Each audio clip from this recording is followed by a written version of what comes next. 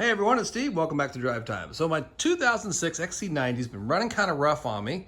Could be a lot of things, but I'm going to try a shot in the dark, which is replacing the fuel filter. So I got that EcoGuard fuel filter off Amazon. It was about $13 US.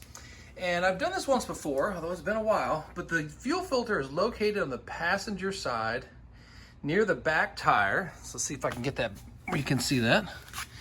So that dirty looking thing right there. See, and then this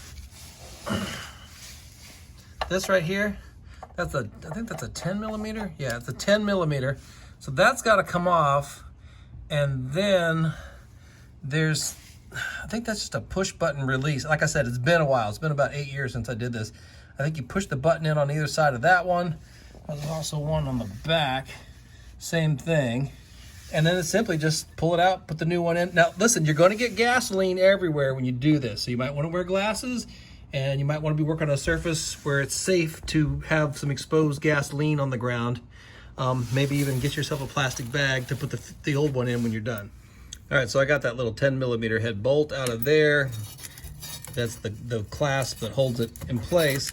Now, one thing I like to do before I replace a part, whenever it's possible, is to just kind of do a stare and compare. So see, here's the replacement part, and there's the one I'm going to replace. This one looks like it's just a bit longer, but it still should be able to fit with the clearances, you know, in terms of the hose and so forth. So I'm just saying, you might want to check and just make sure before you take it all apart that, you know, the new part you got looks like it's going to work in that spot. All right, so I got the new one in place. You might want to consider putting this on before you hook the back part, although I think you could probably retroactively, you know, bend this open and slip it around.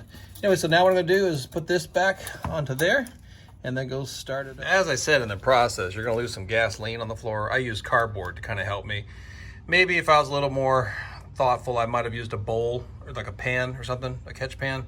But just be aware, you're definitely going to lose some gasoline in the process. Probably I lost, I don't know, maybe 8 ounces, something like that. Got some all over my hands. I'll have to go wash my hands up pretty quick too.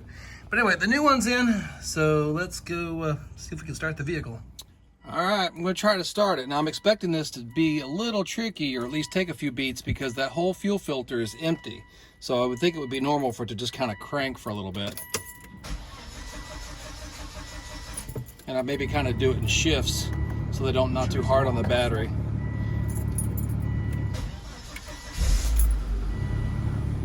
All right, I got it going, but it's probably still unprimed. As to whether it fixed my rough riding prop or not, I don't know. I can still hear it kind of rumbling. So I didn't expect it to fix it. I just figured that's one way, a cheap way to eliminate it. And the fuel filter hadn't been done in like 8 years, so it was time. All right, good luck with yours.